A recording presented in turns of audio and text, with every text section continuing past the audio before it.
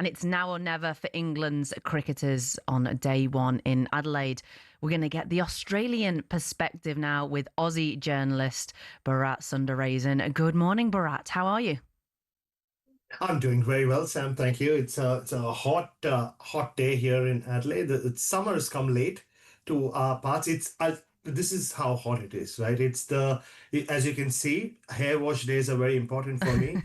So you can kind of just go half and half with just blow drying your hair, and also it's a great day to put the washing out. And Your hair's looking it's also great, the by the kind of way. thank you. I was just fishing for that compliment. There you go. Now we can continue with the cricket chat. Yeah, so what time, where are you? What time is it over there now? Well, it's 4 in the afternoon, so I've just got home. I live in the Adelaide Hills, so just got home from the Adelaide Oval, attended the two press conferences. The two captains, Pat Cummins is back, and Ben Stokes, a very stoic Ben Stokes, I must say. I had a few interesting things to say about the conversations he's been having with his players, and England were just about wrapping up their net session. So the Adelaide Oval always looks pretty, and it just looks prettier than usual. And it'll be full, it'll be packed. The members will be there at 5 a.m. tomorrow morning, just trying to get in. So the atmosphere is set. But the question is, will England show up?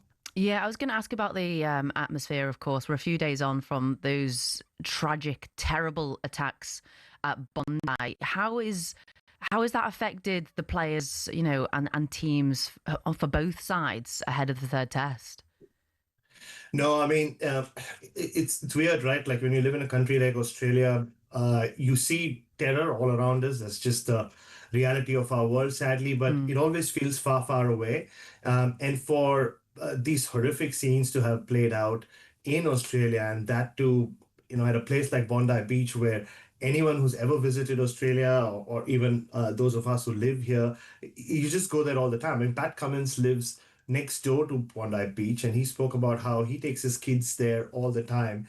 And for such brazen terror and lives being taken the way they were, it's going to take a long time for people anywhere in the world watching those scenes to recover from. But sport often allows you that bit of an escape, doesn't it? It's probably what everybody's looking at with this Adelaide Oval Test, but there will be tributes tomorrow, performances. The players will wear a black armband throughout the game, and the flags will fly half-mast. Yeah, well, all our thoughts are obviously with the victims and everybody over there that it's affecting. Like you say, I think more will come out of that. But quite right as well, when you say everybody wants some sort of shining light, and the Ashes test will start tomorrow. Pat Cummins, like you say, who is and lives around Bondi, will be looking to be a key feature in that because he's back, and Nathan Lyons returns. They're the latest news, aren't they, from the Australia camp? I mean, not that the Australian team could do any better at the moment. They've got those additions.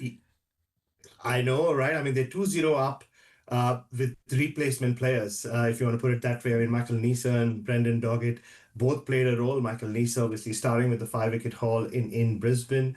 And now they get stronger. Like he said, Pat Cummins comes back. He's 100% fit. So he spoke about how he can bowl with no restrictions. So there's no limit on how many overs he bowls, or whether he bowls bouncers, or whatever is expected of him, or he expects of himself as captain. And Nathan Lyon, a couple of points to prove. He's been left out twice in the last 3 tests that Australia played. Both of them have been pink ball tests, albeit. And that's a challenge ahead for England. I mean, if they couldn't get over the line against, like I said, a makeshift Australian bowling attack, this is a full prong you have Cummins, Stark, who's bowling like a genius at right now, Lyon, and you also have Scott Boland. So it's not going to be easy for England, and they'll just have to find something in their reserves to fight back. Yeah, exactly that. It's not going to be easy. There's still a chance, there has to be some sort of outcome for England. But from an Aussie perspective, you guys must be absolutely laughing. You must be feeling confident.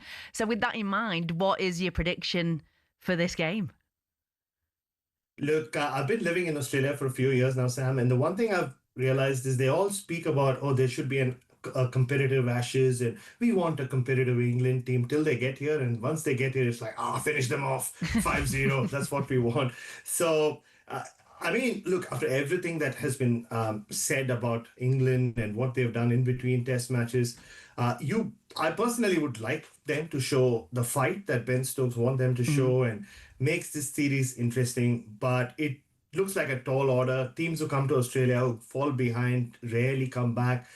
So I think maybe England might have left it too late, and that will bring in the whole baseball philosophy and all of that into question. Australia want to be ruthless. They want to finish off England here, go 3-0 up, and then have some fun with the next two tests and try to go 5-0. But yeah, I mean, it's slightly disappointing with the way England have gone so far, but Yeah. they can put up a fight. At least it'll add some spice to the series.